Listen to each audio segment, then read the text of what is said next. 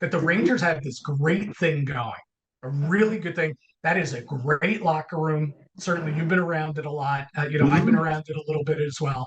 That's a really good room, good leadership group, a really tight knit group that's doing well. I mean, they're a cup contender before they get to the deadline, right? So you didn't want to upset the apple cart. So you wanted to make it was really inherent on Chris Drury to make the right moves. Brings in Wennberg, who knows some of the veteran guys on the team. He knows Zibanejad. He knows Panarin. Played with Panarin recently. He knows Gustafson. So that's three guys right there that know this guy and say, "Hey, he's a good guy. He's good. He's Yeah. all." you know. And then with Roslovic, he knows the guys from the World Junior team, with Fox and Lindgren. He knows those guys coming in as well. And it was imperative to keep that balance. It was a real tightrope I thought Drury had to walk. And it looks like, again, we're only a week past the deadline. They're 3-0. I get it. All's rosy and good. But it looks like he nailed it. Yeah, I think he did. And also, what would they have done if Hedel doesn't get hurt? If Blake Wheeler doesn't get hurt? I mean, so I didn't look at them as, well, these were ads. They needed to replace Hedel. They just did. They needed a center. I think they've upgraded. No offense to Blake Wheeler at this stage of his career. I think they probably would have still made the Roslovic move already, but being able to see that they had to replace those guys was important. And holding on to Kakko, to me, is kind of a pseudo trade for them, because I still think he could pop, Jim. I see it.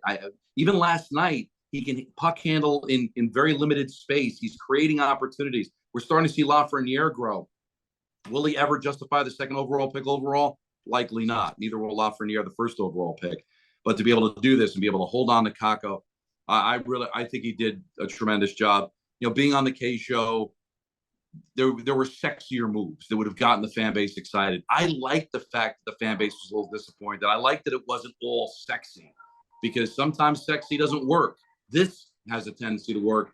And even though they haven't, I think Wennberg's the only one with a point. I don't think Roslovic has scored yet in his 3 games. You see they're contributors. They're involved. They make the team better. And that's what wins Stanley Cups. And we'll see, again, we'll know when we know, right? Right. Well, yeah. Especially with Roslovic, he's a guy that's been wildly inconsistent throughout his career.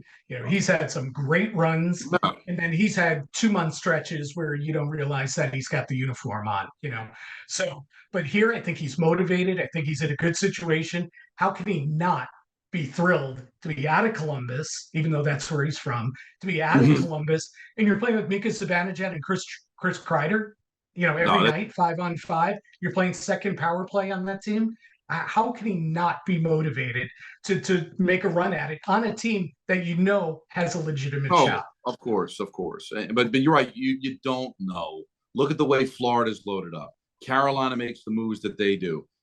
Not everybody can win the cup. There's only one, and especially the way this is out. Right. The more likely the Rangers are going to face Carolina in the second round. One of those two teams made moves at the deadline just to get to the second round. That's the way this sport is. So only one team can win. You do the best you can. That's why holding on to assets moving forward, to know that I can now go for it again next year and the year after.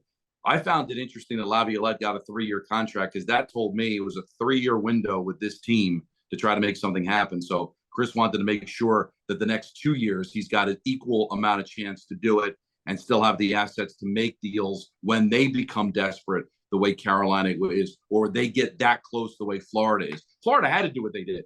They're the best team in the NHL. It kind of reminds me of the 94 Rangers, right? Almost excessively adding pieces, because they were dead by the Stanley Cup final last year, right? Everybody was hurt. So everybody's got to do what's best for them in the slot that they're given. And you got to like the fact that the Rangers are doing the dual roles of, we're trying to win a Stanley Cup, but we also believe that we have a future. And not every team can say that.